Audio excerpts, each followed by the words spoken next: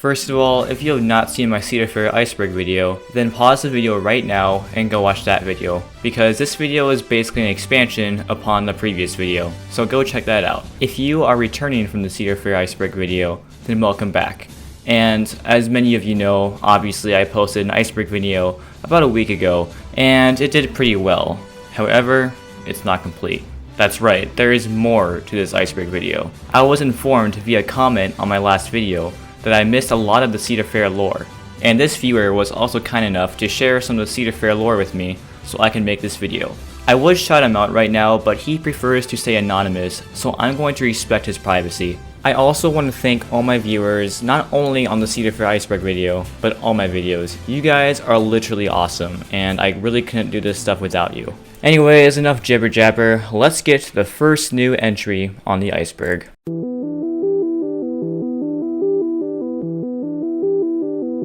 Paramount Parks.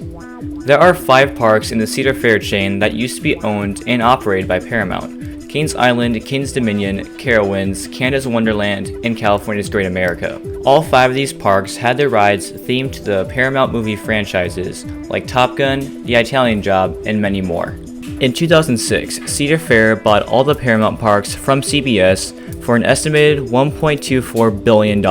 If you're a roller coaster enthusiast, you probably already knew all of this, but they're on this iceberg anyway, and they're a huge part of Cedar Fair history, so it makes sense to explain it real quick.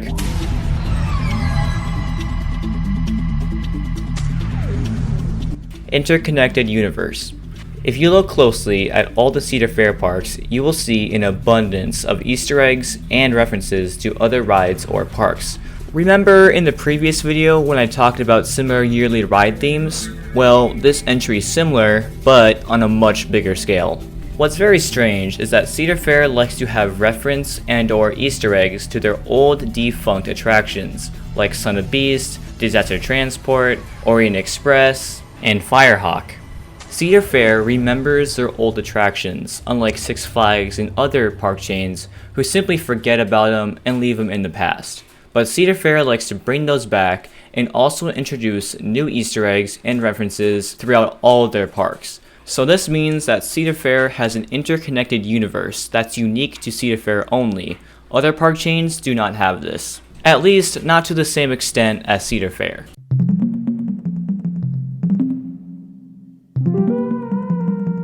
Magnum is sinking. There's a popular theory that Magnum XL 200 at Cedar Point is built on unsolid ground and is possibly sinking every single year.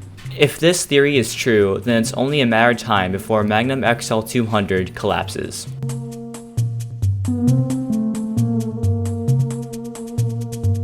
Top Throw Dragster Advanced Civilization. Cedar Point had an in-park augmented reality game called Battle for Cedar Point.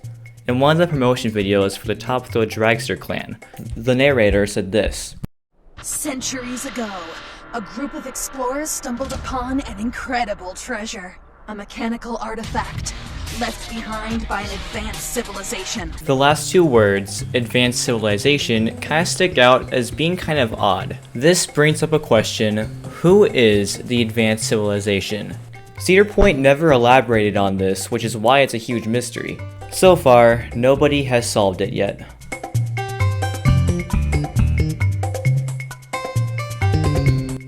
Etta Fox and Chess Watkins are sisters.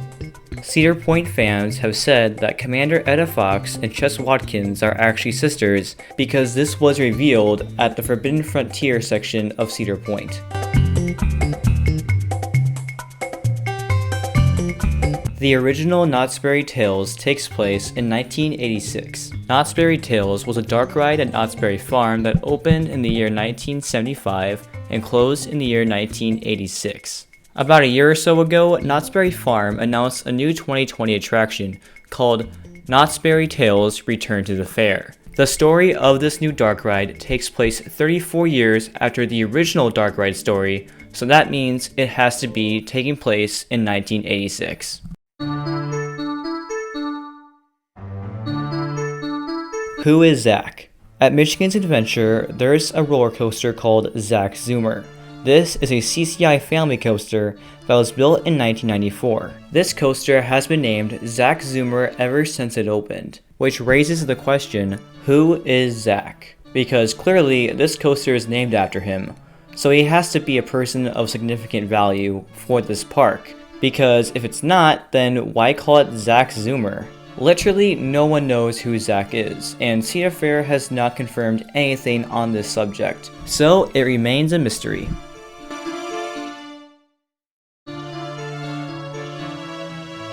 Matilda Watkins. Matilda Watkins is a dead mother of Chess Watkins. On her tombstone, it said she died of diphtheria. It also says her 2 darling daughters in a locket on her chest. This is further evidence that Etta Fox and Chess Watkins are sisters.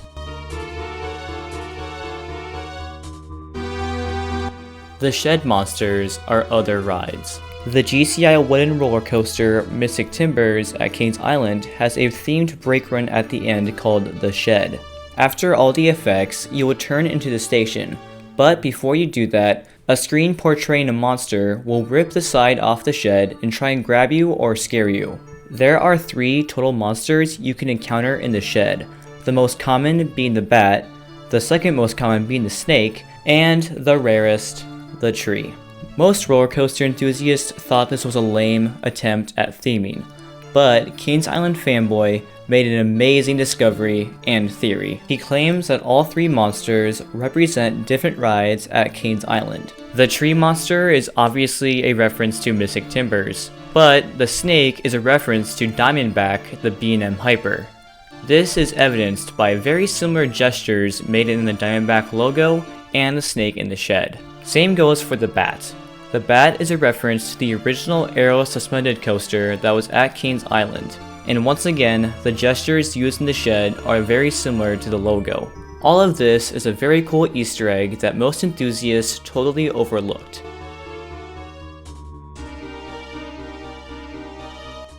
Millennium Force Screen Train. The intimate Giga coaster called Millennium Force at Cedar Point has 3 trains it uses.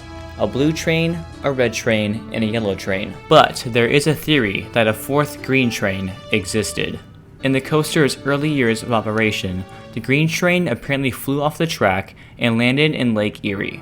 The passengers' bodies have not been reported yet, and the green train has not been recovered. The green train, by far, is one of the biggest Cedar Point mysteries in history, and will forever haunt Cedar Point. And with that, the Cedar Fair Iceberg and this video is finally complete.